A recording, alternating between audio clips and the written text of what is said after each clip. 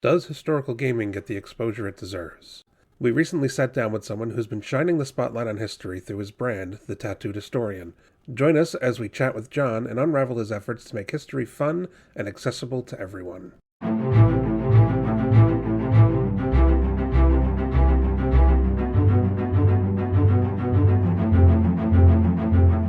So we're going to get started, and I think, John, I think we have to touch on kind of what I would consider the elephant in the room, which is your name, Tattooed Historian. Obviously, by looking at you, it's pretty obvious why. But is there anything else behind that, or was it just a matter of, hey, I need a name, and this is kind of who I am and what fits? That's a great question, Mark. I don't field that one a lot. I actually lucked into having that name because no one had taken it yet on Facebook back in like 2015. But it was kind of my little poke at the bear, so to speak, because I remember being told that I couldn't work at certain places because I had tattoos below my elbows. And I couldn't work in a quote professional environment because I didn't look professional, even though I had had a master's degree in history and had tried to make a difference in my own way. So it was kind of like a little jab at the field and the history field, and saying that my tattoos aren't my resume. And I really found that other people connected with the brand just because of the name, and that's been really instrumental in my growth. Okay, I get that, and I think that's kind of what initially attracted me to your brand too, is that it just kind of stuck out there. But you said, people kind of judge based on tattoos, but you did work for the Army Corps of Engineers, correct? I worked alongside them. I was a contractor. I was attached to the Corps of Engineers for 3.5 years, doing an archival assessment project, and it was a great experience. And yeah, I let my tattoos show there, and it was a lot of fun to see reactions, but then also have the experience and the work history to back it up, and to try to tell some people that like I said, it's not my resume, and we can have fun and we can learn from each other regardless of what we look like. Exactly. Definitely, that is true. So let's backtrack a little bit though. Before you became the tattooed historian, bachelor's in history in 2011, master's in history 2013, correct? Correct. Both from Shippensburg University. Yes. But what kind of led to all that? So right now you are very big into history. You've got a podcast, you've got a Twitter, you've got a Twitch, you've got a TikTok. Right. What really led to you wanting to go down this path?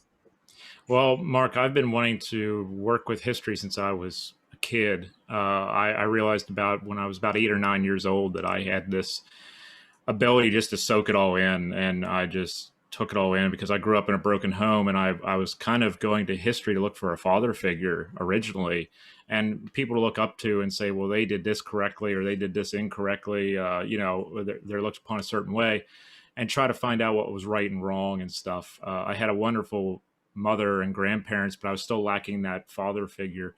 And I knew from about 8 or 9 that I wanted to be a historian. And then when I turned 18 and started thinking about college, I'm the first person in my family to go to college.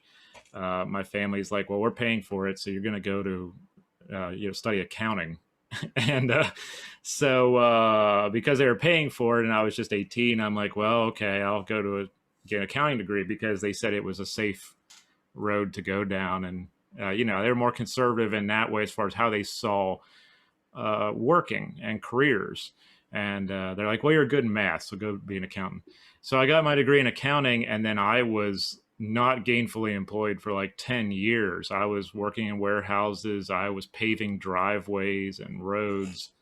I was doing all kinds of thankless jobs, really. And I finally got the nerve when I was about 29 to say, I got to get out of this, and I have to do what's bothering me, because regret is a terrible thing to have. And I didn't want to grow old with regret, saying I didn't get a chance to do this or whatever.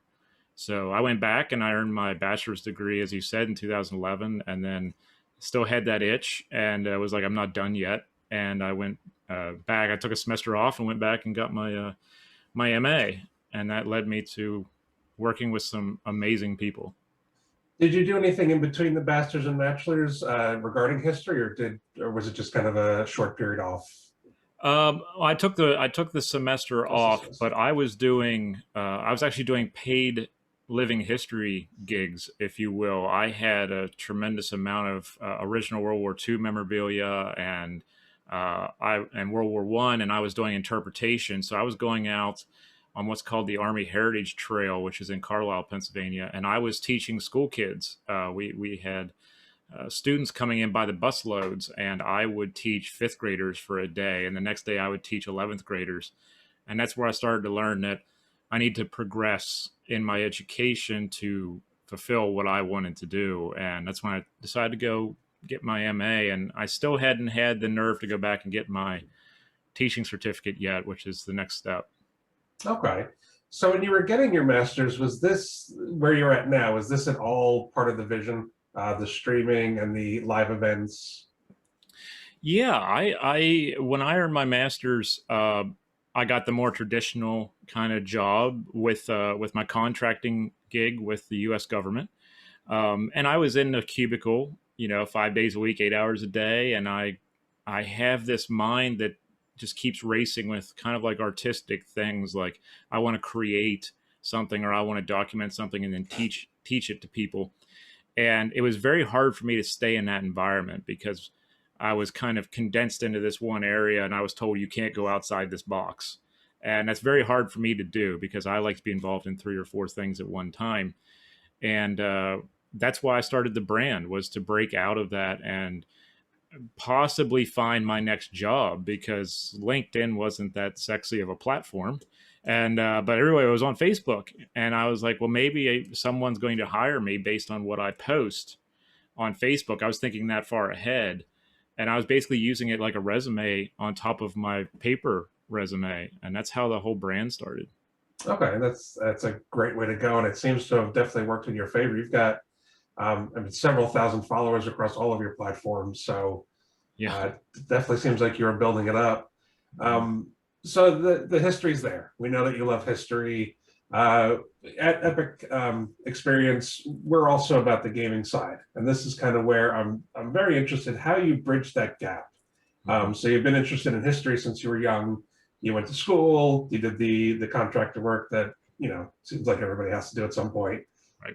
When did the gaming come into play, and has it always been a part of your life, or was it something that just kind of showed up?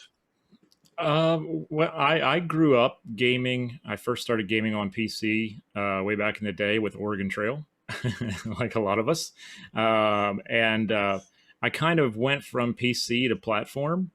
After a while, I remember when I first got my NES, and my dad bought me that, and I remember getting Super Nintendo and all this stuff. So I was gaming at a relatively early age, like from 9, 10 years old. I was into gaming, but it didn't really come back to influence me until the last 3 or 4 years, where I saw that we have all these historically based games out there and experiences, whether they be in 2D, 3D, VR, whatever it may be. Why don't we utilize this as a teaching tool, or at least play them on Twitch, experience them on a place like Twitch, and then get people in the chat who are interested in that history, and we can have a communication. We can have that ability to have that communication going on. And that's where it all started from, Mark. Was I was trying to locate people who were like me, who liked historically based games, but also people who just liked history in general, and they wanted a place to come to talk about it. And are you finding that that's working out on Twitch? I've been to a couple of your streams, and it seems like you do have a couple of return people at the very least. Yeah, well, thank you for joining Of course. and being a part of it. I appreciate that. I do have a lot of regulars who come on. Some of them gravitated from Facebook, some of them from other platforms, Twitter and such. But I get a lot of new people rolling in who are asking some really interesting questions. Like, how do I pick a grad school, and how do I get involved in the history field? My parents say I'll never make money, and the same thing I heard years ago. I'm hearing it Of still. course. So I do have a lot of regulars who come back. I think I'm up to like over 200 followers now, which is just huge for me. I didn't think it was going to get that big, and I'm really excited for the future of it because there's so much more coming out. But I do have the regulars who originally they're like, why would I want to be on Twitch? Why would I want to watch you game and stuff? And I'm like, well, it's more than that. And we're starting to see that divide kind of break down. And I've noticed that with, I think it was the first stream I saw of yours, you guys weren't just, you were playing Verdun, I think it was. Mm-hmm. And it wasn't just you playing the game and people watching you play the game. There was an active conversation about the history of World War One. Mm-hmm. People were talking about their collections. People were even getting into the controversy of, is it okay to collect German memorabilia? Mm-hmm. So it was incredibly fascinating to go from, I've watched different streams from different people, and they kind of, they're all the same thing.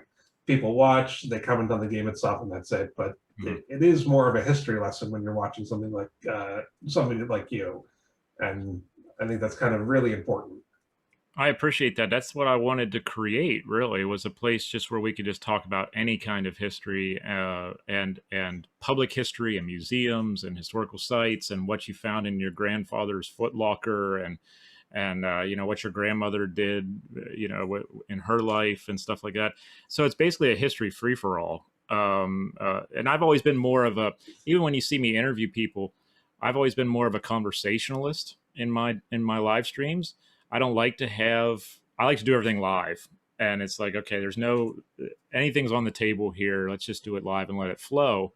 So I think Twitch has been very good for me in that way, because I just hit the go live button and it's like, okay, let's see what direction we go in today.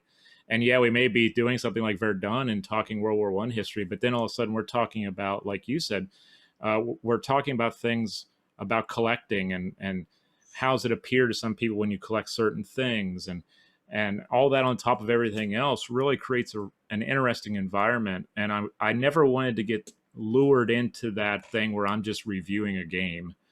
There's plenty of people who do that and do much better job than I can ever do.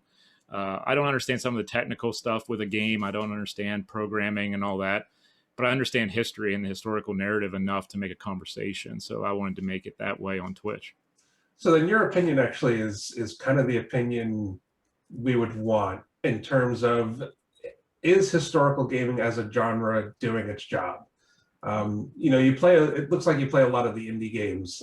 Verdun, I think we talked about very briefly. The name escaped me. Another World War II online shooter that just came out. So are those games doing what a historian would want them to do, where they're telling a real story about a real event while also being kind of entertaining? Or I guess mostly entertaining. Yeah. It depends on the historian you talk to. Obviously, everyone has an opinion of that. I find some historians to be too close-minded to it. They don't see it for any value. They see no value in it, or they see a totally negative connotation with it. I see it as a stepping stone to starting a conversation and maybe piquing someone's interest or fueling that fire a little bit within them to talk about some facet of history. For me as a historian, I've seen only an asset with it. I've found it to be great. It's introduced some people to my brand. It's introduced me to several people who I never would have met otherwise. I'm permitted to go raid channels of other historians, and there aren't many on Twitch, but other historians who are doing things and are trying to create a brand. So we're helping the history field in that way by helping each other and build each other up.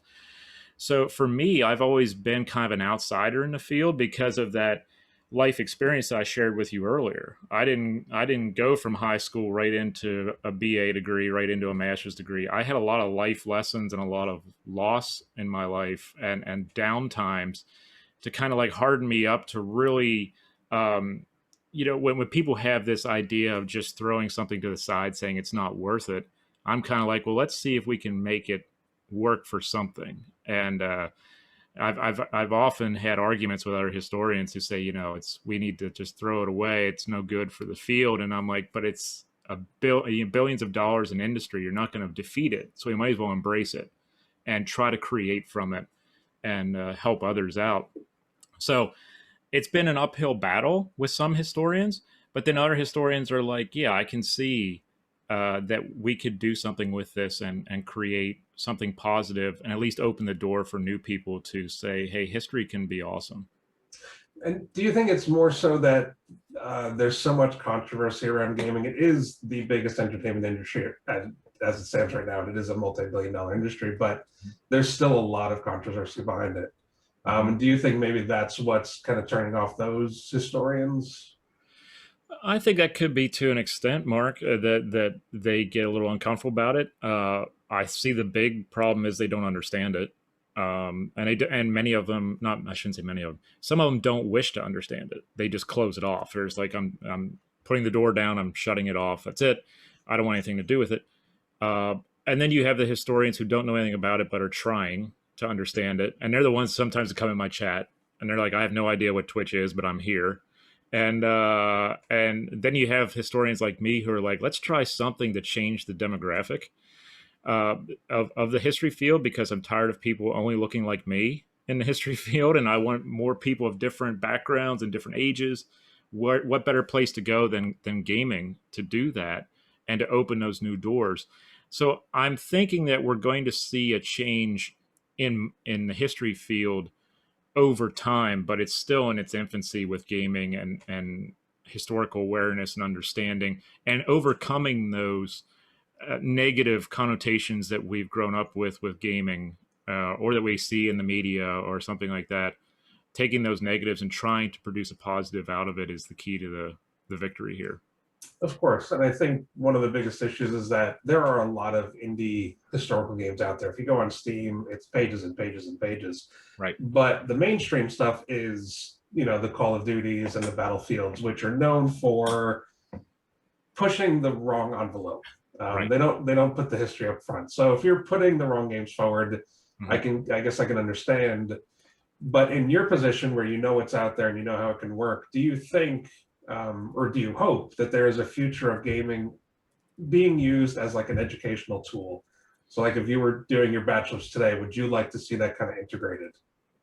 I definitely would like to see that integrated, but I will say that I think it's time for us to prop the indies up more than some of the others, because you've nailed it on the head that there are these misconceptions that are brought about by the larger uh, gaming platforms out there, or like Call of Duty or Battlefield One. I'm always talking to kids about what's wrong with Battlefield One historically and stuff like that. But the indie games are they have historians who are advising them, and they're trying to make a difference with it. And I'm very excited about that front. Uh, I would love to see, and I'm starting to see it, where some undergrad programs are starting to integrate gaming into a class. And I'm really excited about that. I just sat on a panel 2 months ago with three other people who teach in academia, and they were talking about how they were integrating gaming into their different classes. They taught English though, which was kind of interesting. And then me as a historian sitting there like, well, I'm doing history with it, and but I don't have a classroom. Twitch is my classroom, or Facebook is my classroom. But we're starting to see it kind of infiltrate and come through. So I'm looking forward to the day we have some of these indie games like Verdun or somebody else coming into the classroom and being like, we could talk about topography, we can talk about all kinds of stuff, what the trenches look like, what they didn't look like, what's right about it, what we find at fault with it. I really think it allows us to have that conversation. I think that day is coming, especially in the university level, because we have all the university gaming teams and stuff. So I think it's going to just cross over after a while. Okay. I think I have to agree with that. Now you mentioned, speaking of Verdun specifically, we'll say, you mentioned topography. When you're playing a game like that, any sort of World War II, World War One game, do you find yourself kind of nitpicking, or are you able to look past the errors that may just kind of come through in development because it's not easy to do something 100% accurate? Right. Yeah, I'm not the kind of nitpick that much. I let the nitpicking up to the people reviewing the game itself. Their game, like we said earlier, there's people who just review the games and their experiences. I let that up to them. I'm on there gaming for fun and to also open up that new environment for someone who's into history or historical games. So as a historian, it's like when you watch a movie and you understand that the movie is entertainment. It's not a documentary. The worst thing for me is to go to when we could go to movies, and I would go with my friends who studied, let's say, World War II history, and they're nitpicking the movie the entire way through, and I'm just like, come on, let's just watch the movie and be quiet, and just let me understand the storyline, and let's do this. So there is that kind of thing where I think people get too into it for my taste. I'm not into nitpicking and this armor plate needs to look like this and all this other stuff. I'm into how can we take this and open up a dialogue about the actual event. And but we can also say, what do you in the classroom? What did you find in the game to be a little over the top or possibly incorrect, but you think it might be correct? And that opens up a different dialogue, right? And I think that's really interesting, especially when you're talking with middle schoolers, junior high kids, and they're talking about the weapon systems better than adults I know. And I'm like, see, we're starting to open up a dialogue here about combat games, about first person shooters and stuff like that. And that leads to other things. And I really think that I'm not the kind to sit there and nitpick about topography or what this trench should have looked like or anything like that. I'm more interested in the entertainment experience, the gaming experience, and then connecting with an audience and trying to bring them value like you've seen us do on Verdun, where we're not nitpicking the game per se, but we're talking about the history as it would have been at that time.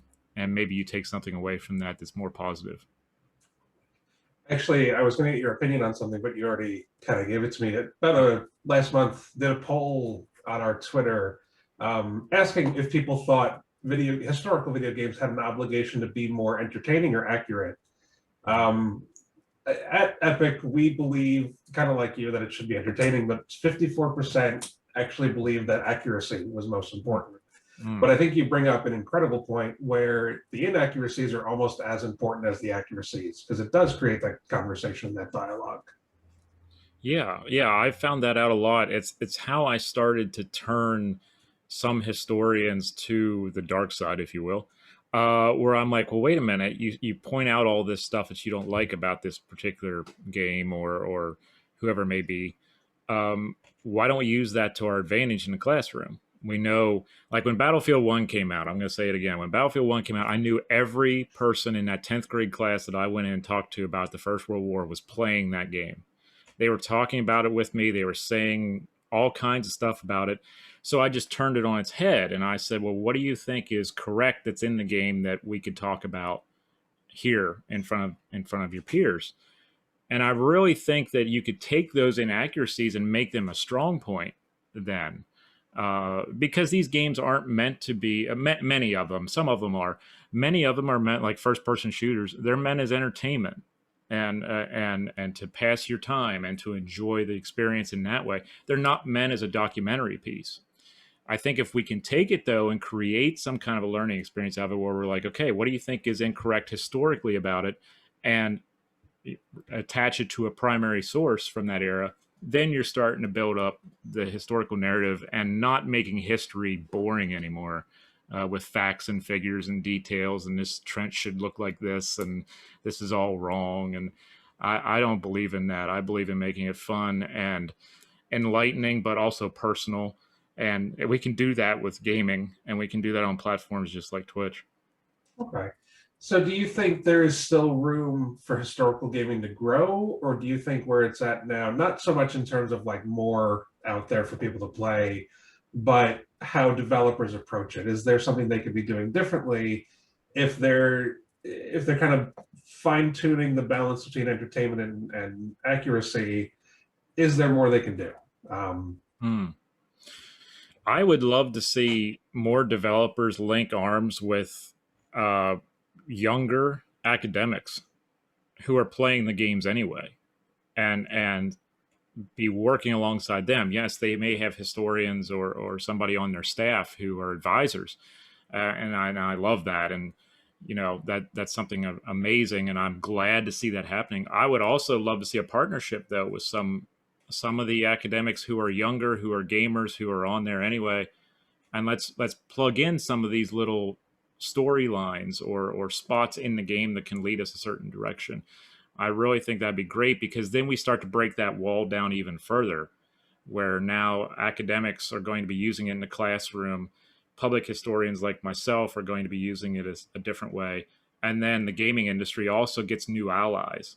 I think if we start to say, hey, this isn't a bad thing to the people who are teaching at the university level, that's when we really start to break down the wall. And I think if you go back, if you're a producer of some of these, a developer, and you start to think about maybe who you interacted with if you went to university, that might be an interesting route to go with it, because I think that's the biggest wall, the biggest hurdle that we have to overcome. And do you think, so we're talking about how indie developers need to kind of be boosted up. Do you think they have the ability to break that wall, or are we going to have to rely more so on the bigger developers because they have the money to bring in more people and kind of entice? I think it starts out the grassroots. I mean, the bigger developers have had how long to try to break down the wall, and it hasn't happened yet. I think it has to start at the grassroots, where we have to start with indie. We have to start with people we know, networking, and pushing it that way. I mean, that's how my brand got underway, was we were just marketing by word of mouth. I think it almost has to start that way, where you have someone in an academic setting latching on to a program or a project to help out, to be an advisor, with other public historians helping out and other developers. And then everyone tells 10 people, and then everyone tells more people. And you go to a conference and you have a panel about it. And it starts to really gain momentum, because in the history field, a lot of the movements in the history field are very organic. And I think that if you started out organically and started producing really cool stuff to put in the classroom with it, I think that would be the way to go, because we've had a lot of time for these major producers and developers to do it, and we haven't really gained much ground yet. So I think that the indies have an advantage that way. They may not have the money, but they have the passion and the drive. And I never had a big budget. I still don't have a big budget. I don't even have an advertising budget. And I'm still trying to create as best as I can. So I think that could be a parallel kind of a maneuver there for them. Okay. And you mentioned events, and I know nobody's really done anything in person for like over a year at this point. Right. But in recent years, when you were talking, even when you did your online events, because you host, it looks like about 4 a month almost. Does gaming ever organically come into the conversation, or is it usually something that has to be prompted? On my Facebook and YouTube live streams, gaming doesn't come in that much to the conversation. I'm speaking with authors who may be trying to get, the idea of their book across or something like that.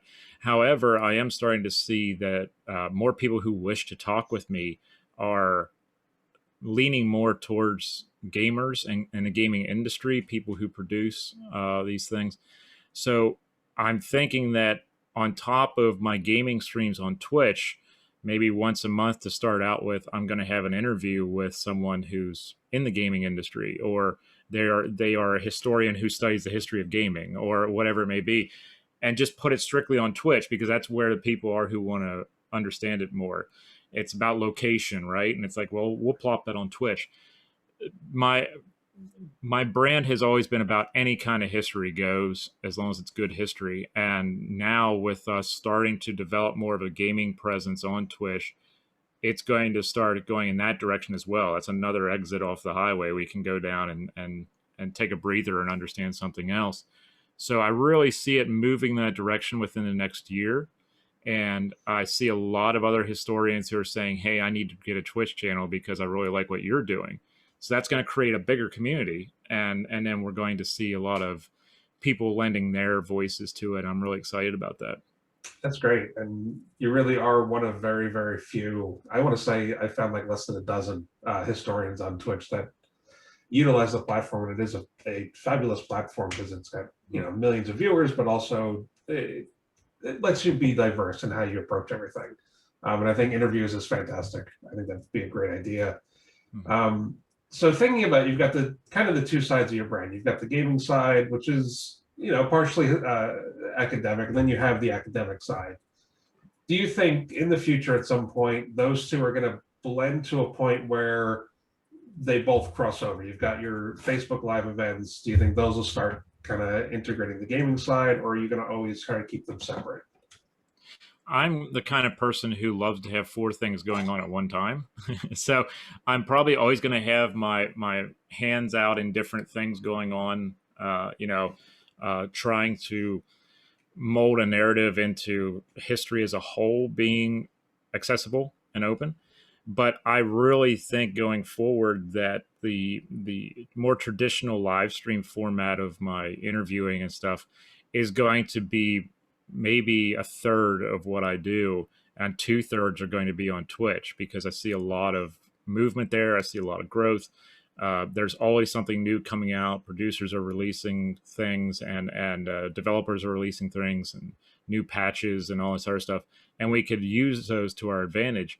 I see the growth potential in Twitch that I saw in Facebook 5 years ago for my brand. I'm seeing that now in Twitch, and even though I have like, I don't know, 6,000 people following me on Facebook and I only have 200 on Twitch, that's another challenge that I love to have, where I'm like, all right, let's see how we can build this and make this grow and also bring in new people and make a positive environment. So I can definitely see, Mark, where I'm going to be doing like two-thirds of my time coming up in the next year is going to be on Twitch doing gaming or talking about historically based gaming, doing interviews, and maybe a third on Facebook and YouTube. And I'm probably not going to do that many in-person events for the more traditional route as I did before, because it's not there like it used to be. Yeah, I'd say 2020 kind of changed that a lot. Yeah. And I look forward to watching that Twitch channel grow even further. And I do want to make sure we do touch on the academic side of your brand, because it is a big part of it right now. But I have to ask, as a gamer and as somebody who's deep into history, is there a period that you wish somebody would focus more on? I know everybody is big on World War II because it's probably the easiest one to research, and it's just mainstream at this point. Yeah, there's a lot on World War II, right? And we're just scratching the surface with the First World War, and we've had people dabble in the American Civil War and stuff like that. I would love to see someone do some kind of a Verdun like quality game in the American Revolution, especially since we're coming up on the 250th. Now's the time to be releasing that, and I think that's very underrepresented as more of a historically based program. There are those indie games out there who've covered it or tried to cover it. I think it's really time to have more devotion to that period and busting some myths and propping up some other things. There's some stuff there. I would love to see something on the Industrial Revolution popping out, stuff like that. It's I've seen this transfer in some other indie games where they're doing more of the social history of wartime, or there's some great games out on you are the resistance to Adolf Hitler, and you're trying to work around his people and stuff to try to undermine him. That kind of stuff is really interesting to me, and I think that's going to open up a new world for people, because maybe people aren't into military history, but they're into social history, they're into cultural stuff. And I think that is another gold mine waiting to happen. We just need to understand how to develop that on a different level. I assume you've played, the first one that comes to mind is This War of Mine, when you talk about the social side of war. Yeah, I've had some experience with that, and I've played was it Attentat 1942 is a great one, and Through the Darkest of Times is another one that I've played before. I haven't done them on Twitch yet. I will at some point. They're a little bit more slower for my Twitch stream, but that allows me to check out my chat, and keep up with them. But that'll be something that I do in time as well. And there, like you say, there's constantly something else coming out that I have to try to keep up with. We all do, that are more social, cultural kind of things. And I would love to see us prop that up a little bit more and make it more accessible in various ways. Yeah, I agree. I think the military aspect, it's important, but it wasn't the only side of any war. There's always that social side. Okay. Now you have, as of what I can tell, you have at least 3 events scheduled on Facebook for June. You've got Yes. the digital mapping the Western Front of the Second World War on June 8th, and then a talk with Dr. Tim Cook on June 10th. Mhm. Do you have anything else that you kind of want to throw out there, make sure people know that they can sign up for it or catch a glimpse of? Oh yeah, I appreciate that. All my events on Facebook and YouTube are obviously free, so you guys can go check out, my website over there on Facebook, facebook.com/the tattooed historian. Uh, those two are going to be very important and enlightening because as Americans, we talk about Normandy and the invasion, and sometimes we forget we had allies with us. So I wanted to bring on some of my friends from Canada because I would spend a week or two in Canada every year as a kid growing up fishing, and so Ontario is like a second home to me. So I wanted to get some Canadian history on there, and so we are having the digital mapping project from Project 44, which is another facet of the public history field, which is just taking off, which is the GIS mapping projects. Dr. Tim Cook, who's one of the leading historians in Canadian military history, will be coming on. I'm really excited about that. And then the end of June, we're having a talk on African Americans in the Continental Army, which is going to be fascinating. My friend John Rees and Marvin Alonzo Greer are coming on for that, and they are great people, good historians, fantastic historians. And it's something that we kind of overlook from time to time that I like to poke at. I like to bring on the stuff we don't usually talk about now. I was big into the macro stuff for the longest time, and I'm like, well, I want to do stuff no one else is doing.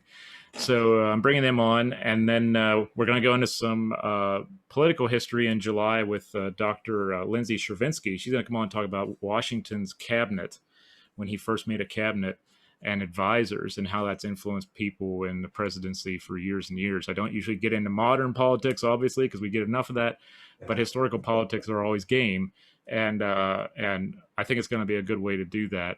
But I appreciate you allowing me to plug those because it really helps prop up historians of all shapes and sizes, and they've been involved in the field for different lengths of time. They're trying to get involved in the field, and when we had the pandemic strike us beginning of last year, I knew a lot of people had not had the chance to do their papers at conferences, and so I actually had a 1-day digital conference last June. I believe it was like 8 hours straight that I had to run it, and I had 4 or 5 presenters. I can't remember now; it's been so long. Time runs together, and each of them it was like a TED talk where they had 20 minutes and then 10 minutes afterwards for Q&A, and then we took a half-hour break and the next person came on. So it was kind of like taking this idea of digital history and putting it in a broad sense, in a way that is more accessible, and I'm really excited about that. But as I say, we're going to start talking about more historically based games and stuff going forward, and those will all be over on Twitch in the future. Probably by the end of this year, we're going to be hardcore into that. Okay, and that's Twitch. The Twitch handle is just Tattooed Historian, correct? The Tattooed Historian, yeah. Twitch.tv/The Tattooed Historian. Yeah, I had to grab that as quickly as possible. When you make a brand, it's like I gotta go on all of this stuff and make sure I got it. So yeah, it's The Tattooed Historian. And speaking of your brand, before we kind of cut this short, you mentioned you don't have really much of a budget, but you are selling merchandise.